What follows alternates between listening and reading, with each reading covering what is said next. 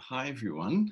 Um, how to describe myself? Well, I'm a theatre performer and a theatre maker, um, and my practice draws on a number of different theatre practices, but focusing on sorry, that's my dog in the background walking around. Focusing on physical theatre practices. And different practices for devising theatre and making theatre from scratch. My practice kind of began working with text-based theatre and in interpreting scripts, and then moved towards making my own theatre. So I also work as a teacher as well, and so an important part of my practice is balancing the artistic practice with an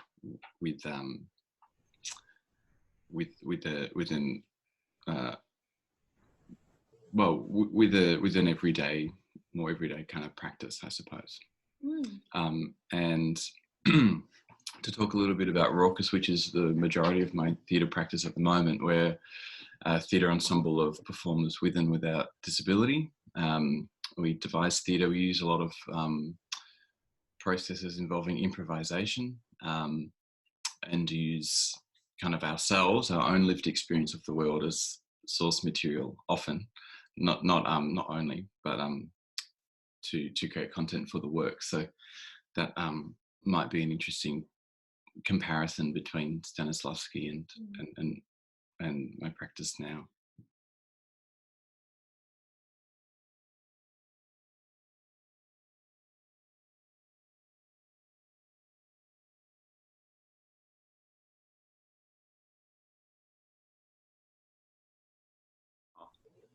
大家好，我是 Noah。我是从事斯坦尼教学的体系毕业的，然后毕业之后就是一直在做肢体剧方向的实验性的研究。Yeah, so I gotta be the interpreter now. Yeah, so this is Noah, and he's been doing his study about the Stanislavski system, and especially for the the physical theater, and especially for the environmental one. Yep.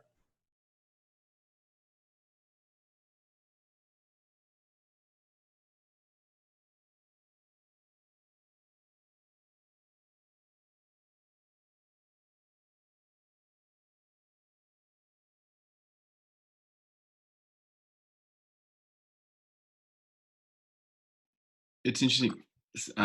Stanislavski said the greatest artist was nature, and other words he used to describe that was, he used enthusiasm, talent, inspiration, or the subconscious. And the problem with that, of course, is in theatre, when you have to repeat performances in a season, you can't rely on inspiration to come every single night. So he wanted to develop a system of activities and tools that an actor could use to access their creative nature or their subconscious. Yeah, so I guess when I started acting, I without formal training in the system or the method, started thinking things, using image to imagine the character, thinking about their given circumstances, so the facts about their life and where they are in their life, and initially thinking about character as a different person to myself. So whether it's interesting that I kind of lent towards that naturally, and so whether that's because it is some kind of instinctive human way of coming to acting that Stanislavski saw and formalized with his system, or whether it's because he was so influential on how we kind of think about acting now. So then I ran into problems. You start trying to feel things that that you're not feeling at that specific moment. And you try and feel certain emotions in a scene or in a play. And that's hard. So then I started to kind of research a bit more for myself. And Stanislavski talks about, the importance of action and the problems with emotional recall. And he kind of found the same thing where he found that emotional recall or remembering emotions that you felt in your life and trying to bring them up night after night, there was a lot of problems. It was very unreliable. So he started to focus on action, saying that it's not enough to try and feel love, for example, because we never just feel love. That feeling is created from a number of little actions that we do in our life. We see someone, we walk towards them, we try and think of something to say. And so he kind of changed his theory or developed his system a little bit to kind of break down scenes into, break down a play into like units of action, and then break them down into smaller actions that an actor could play into, and to give them something to focus on. And I guess that's the last thing I'll say for now. I don't want to talk for too long, but that's probably the most important thing, that an actor just needs something to do. Directors often talk about, you need to focus more, but I don't find that very helpful, because focus on what? So thinking about actions or using verbs to describe what you're doing in any given moment has probably been the most helpful thing for me from his system. Yeah, thank you, Josh. I'm studying Stanislavski on my course, and thanks for you to help me, review of the terminologies. It's a long paragraph, and sorry. No. It's all good. I can remember all of them. Use my fingers. 所以 Noah 刚才就是提到，当他遇到一些问题的时候，他就会想到斯坦尼斯拉夫斯基体系里的，比如说他举了一些例子，他举了4个例子。首先第一个就是行动，就是斯坦尼斯拉夫斯基体系里边的这么一个算是一个专业术语吧。然后另外的话，当他还提到里边其中一个比较重要的一个部分，就是我们的他说的情绪记忆，对吧？当我们比如他举了一个例子，比如说当我们想到在我们的这个一个片段里面提到爱的时候，我们没有办法去在那个规定情景下的话获取这个东西的话，我们可以通过一些情绪来找到这个方法，情绪记忆的方法。然后他还提到一个 ，Oh my god， 4个，我怎么只记住2个？So sorry, Josh. You mentioned the action and about the emotional recall and other 2 terminology. What's that? I can't remember it. Sorry. Oh, good. No, I got a bit excited and I talked for a long time. I'm sorry.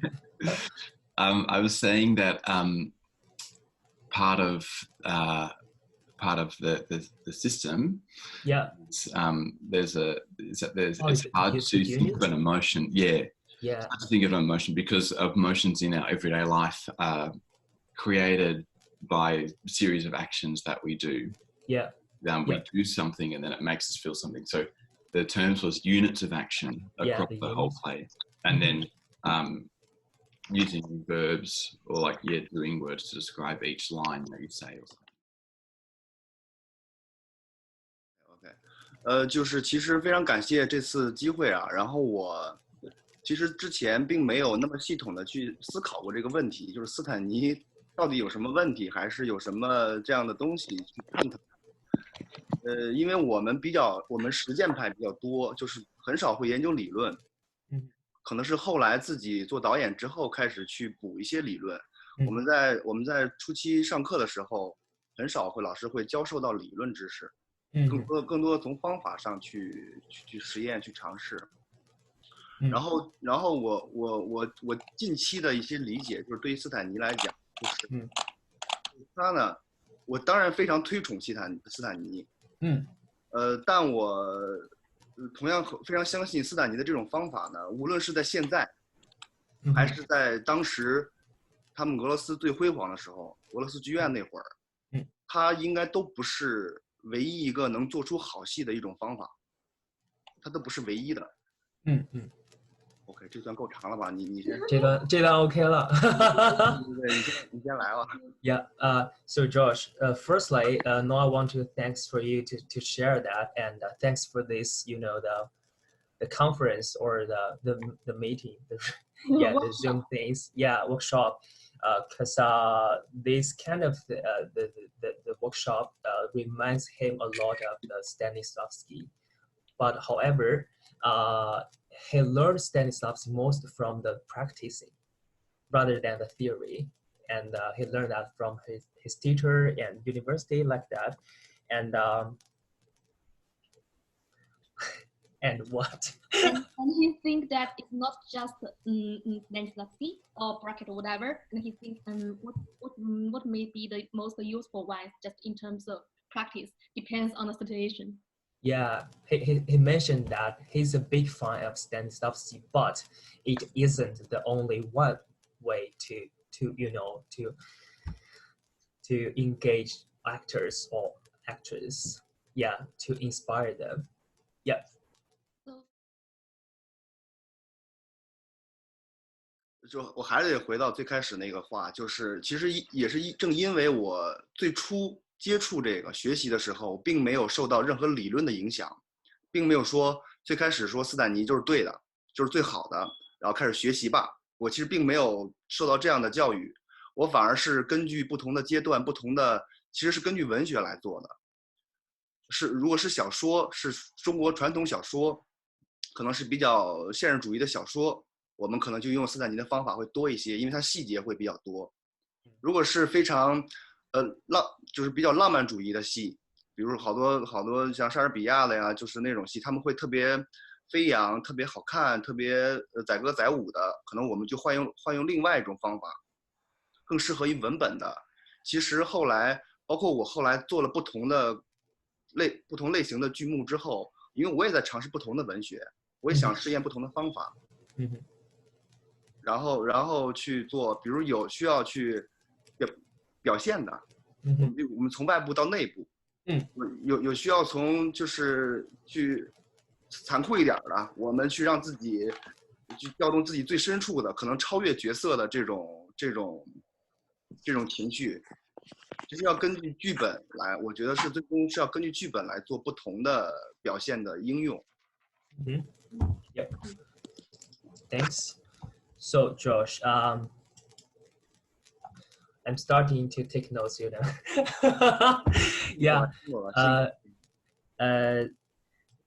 He mentioned again that Stanislavski not the only one system.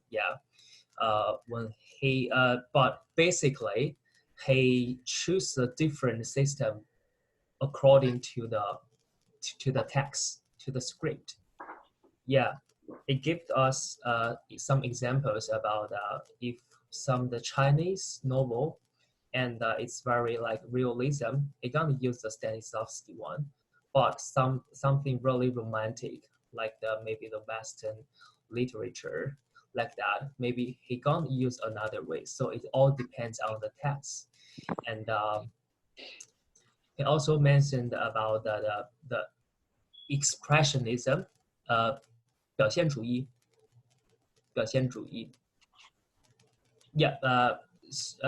So it depends on what's the genre of the play.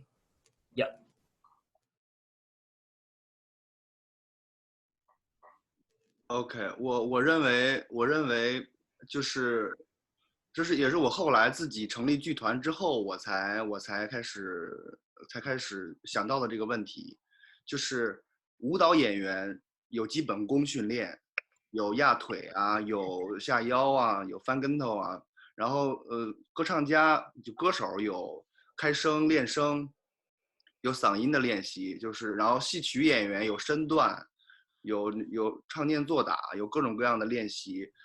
我们作为演员似乎没有这样的日常训练。然后我就想到，其实斯坦尼其实给了我们一种，我其实称之为叫修行的一种东西，就是我们这个团体就是把它奉为其实是修行。你需要在平常日常生活当中每一天，去下意识的去看到街上的人，看到他们两个人的吵架，可能你远远的看你听不到，哎，你可能想他们为什么吵架，他们从哪儿来，他们什么关系，他们今天的衣服代表了什么职业呢？他们要去哪儿了？吵完架和好了吗？他们有孩子吗？你会想到很多很多问题。其实这是一种修行，你需要在平时生活当中去练习，去变成下意识。等你拿到剧本、拿到文学的时候，你一看到这个角色，你能想到，你就可以自然而然地调动出你很多很多的情绪记忆，所以情绪记忆自然就来了。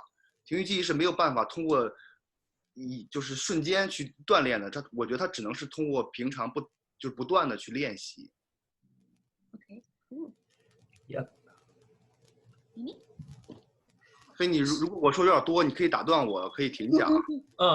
其实这个长度 OK 的，我做了笔记，然后就是一些像修行啊这些词。Yeah, so Josh, Noah mentioned that he knows a lot of the elements, factors in the Stanislavski system. For dancers or singers, they have a lot of training about these elements. Yeah, how to train in their, the body, the voice. But how about the actors? Yeah, Stanislavski gave his inspirations about. He thinks for actors, this kind of the elements training is like a kind of the cultivation or cultivating. So when we think about something, this training led us to think about that subconsciously. And in this kind of things, we can use our memory recall to practice again and again and make things better.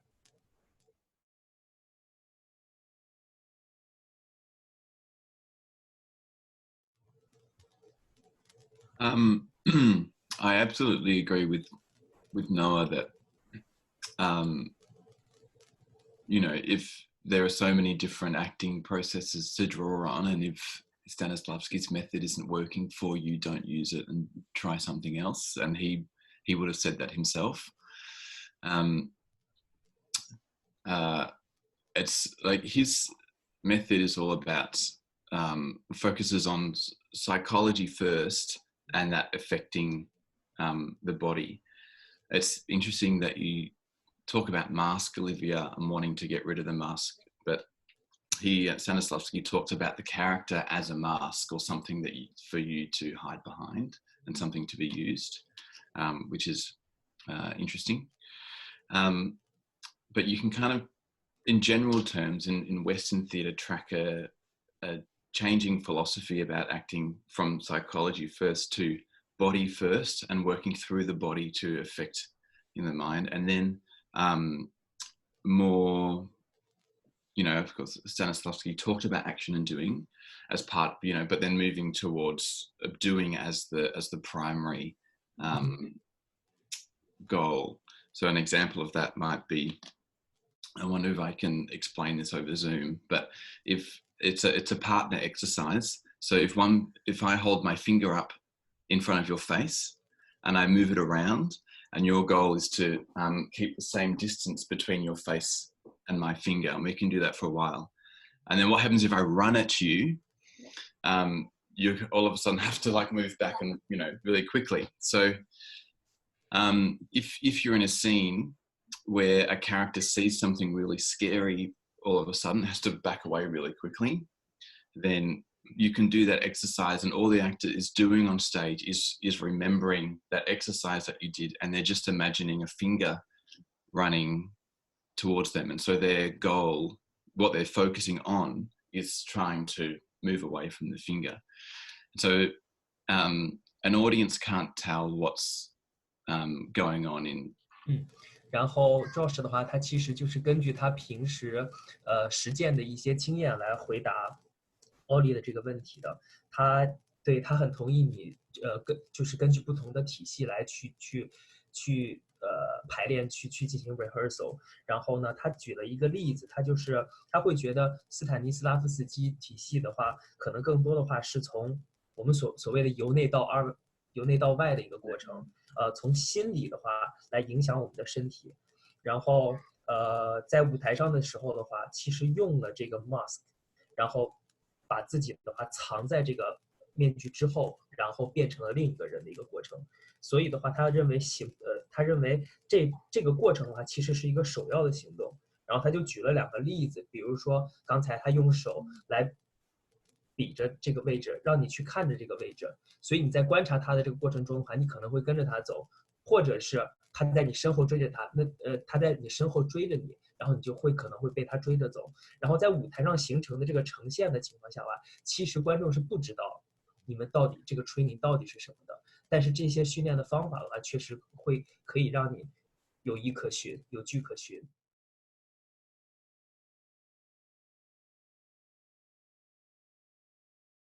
我想哪儿说哪儿吧，就是我首先想到的是那个欧丽的那个问题。欧丽问题其实是导演跟演员的关系需要建立在非常信任的基础上，就是其实需要一个过程让就像欧丽刚才所说的，让欧丽作为演员，他能够不感觉到我暴露在大家面前是危险的，他就可以很自然的去愿意暴露自己。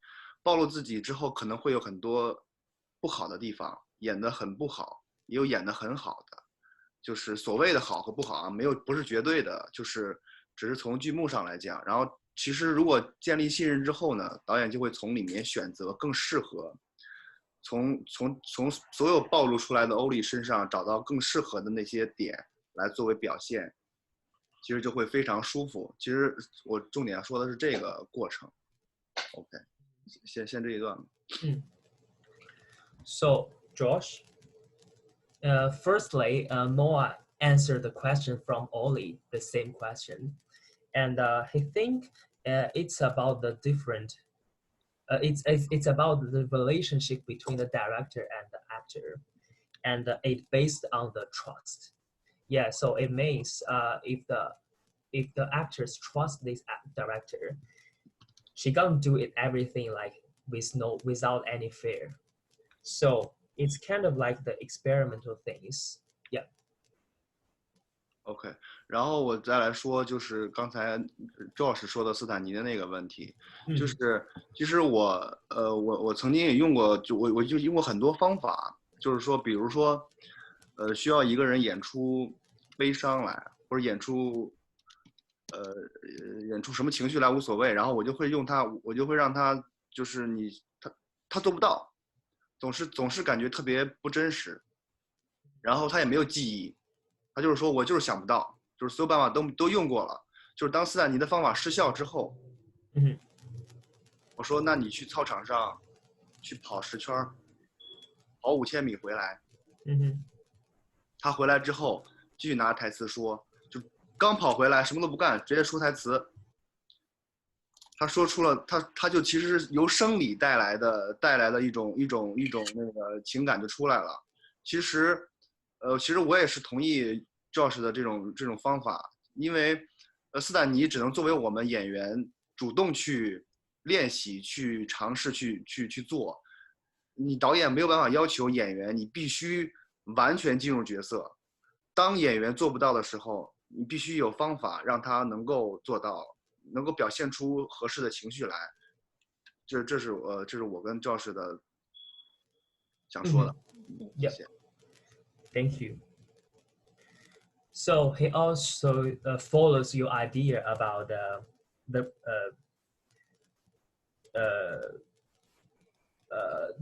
from the psychology to the physical one, and from his experience, he has one of kind of like example, like once he found his actor cannot do the right thing, he can't do it with the Stanislavski system, so he asked him to go to the playground and to run a lot, and after that he found this kind of thing, like the different way, the reverse way, from physical to psychological, and it also works. Yeah, so yeah, it's like just the system, but it also works, both of them. Yeah. I think as an actor, you should never trust anyone who says that they found the right way to act. Going back to Noah's point about it depends on the genre or the style of the play. The type of script that you have depends on your relationship with the director and how you get on socially with the other people in the room, but also who you are at that particular point in time and what interests you about the play. The relationship with the audience, where are you performing for 10 or are you performing for 1,000? Are they seated all around you, or just so all of these things, every single play that you do will require a specific kind of frame of mind or focus for that play. So I think it's important as an actor to search widely for different kinds of techniques, and to be interested in this idea of practice, of regular practice, that when you do a play, you are as much interested in the art form of acting and the practice and processes of acting as you are in the content of the play that you're exploring. Yep. 所以其实刚才Josh他所说的就是他非常同意你的观点，没有所谓的正确的方式。所以其实像刚才你前面所提到的，是会根据不同的 text， 根据不同的关系，包括跟观众的关系，不只是人物角色里边的关系，包括有多少观众，这些的话其实都会影响到我们所用的不同的体系来。对，所以的话，其实他会觉得作为演员的话，去学习不同的技巧，或者是 focus 在不同的这种体系里边的话，其实是非常幸福的，然后会感觉非常兴奋去做这些事情。所以的话，当我们遇到类似的事情的时候，就可以根据不同的这些我们所谓的不同的文本或者是关系来去取决于用哪一方面的 system 或者技巧。Maybe can I respond to something Olivia said too? I think because Olivia, I think you were talking about how to feel comfortable on stage when you're feeling nervous, and I think when you're feeling afraid. And I think, obviously, the more tools that you have, the more options you give yourself to solve that problem. But I also think that performance is just a scary thing to do. Like, as humans, we're not designed to stand up in front of a group of people. I still feel terrified when I perform. But I think what happens is the more experience the more time you spend in a rehearsal room or any rehearsal room or any stage or any performance, you kind of, I don't know, it's like you build up second space, or you put a lot of energy into this kind of psychological space that your body remembers. So then you start going to rehearsal and it does happen, you start to feel more comfortable over time. The more energy you put there, it's like a space that you can step into and say, oh, I understand how this works, or something. I think the point there is about trust. I think that you trust the practice. Thank you. 所以其实刚才 Josh 的话，他就是回答了 Olivia 上一个的问题，就是他会觉得在舞台上会觉得没有安全感，或觉得不安全。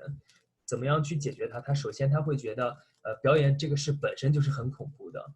当我们没有很多舞台经验，或者在舞台上的这些，或者是练习的情况下的话，在舞台上的话，的确会感觉到。所以的话，首先心里是有一个基点，就是说要知道这个是一个相当于是突破自己的一个过程，所以它本身就是恐怖的。其次的话，我们学这些不同的这些体系、这些技术的过程中，其实就是给自己在建造一个信心的一个过程。所以这些的话，其实就取决于 trust， 就是你刚才提到的我们所谓的信任。I think maybe to put it another way, like I don't think you stop being afraid, but I think you get better at you find different tools to manage that, you know. And sometimes a big thing for me was, well, there were two big things for me. One was doing like realizing that I was interesting, as we all are, you know. Yeah. And secondly, just the phrase "isn't that interesting" for me helped me made a huge shift in how I came to acting. So you're kind of witnessing what's happening in yourself and saying, "Oh, I'm really scared right now. Isn't that interesting?" So coming with coming with curiosity, you know. And it's again the idea of being interested in process or practice of what acting is. That everything is up for grabs, you know, everything can be useful. And so shifting the way that I saw nerves, you know, that it wasn't bad, it was just interesting, you know, and what will this be like? I mean, fear can be a great motivator. Yeah, thank you. 所以的话，他提到了，其实我们可以用另一种方式来看待这个问题。首先的话，我们刚才提到了会恐惧舞台，会觉得没有安全感。那我们为什么不尝试去接受它？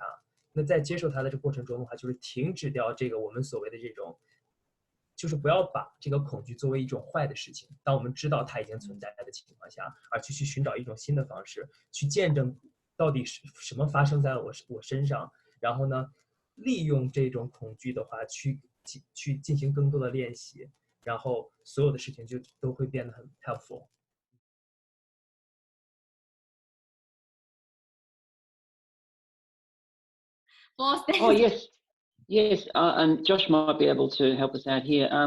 For those of us that don't have a lot of depth of knowledge about theatre practice, is it possible to maybe summarize or to sort of put into a sort of a short framework what Stanislavski's theories actually were, or how he went about doing things? Because the name's very familiar, but actually what he had to say or how he went about making theatre, is there any way you could sort of, I don't know, make it into a sort of a, I don't know, 2-minute sort of thing anybody can understand? Yep. That's probably a bit of a bigger request. Thank you. John, have you, did you just join us or have you been here for the whole? I've been listening in, yeah. Yeah. Right.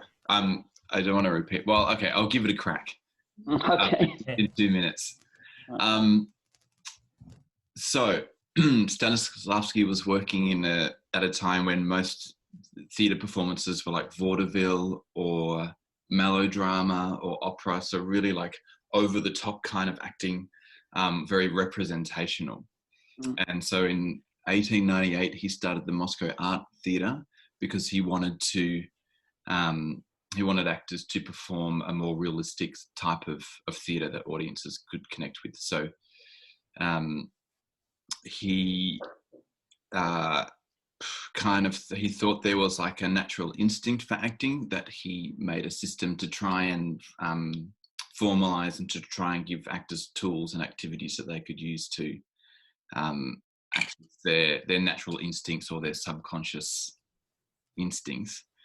So when you see that style of so a lot of people were amazed because the acting was more believable, more realistic. It was more nuanced. That the emotions were more complicated. So it kind of more emotionally driven. He believed in serving the story of a play. So using narrative and a story to lead you in kind of making decisions about what emotions you want to share with an audience in terms of telling that story in the best possible way. Yeah, I think a lot of people interpret his theory as by focusing on his use of the word truth.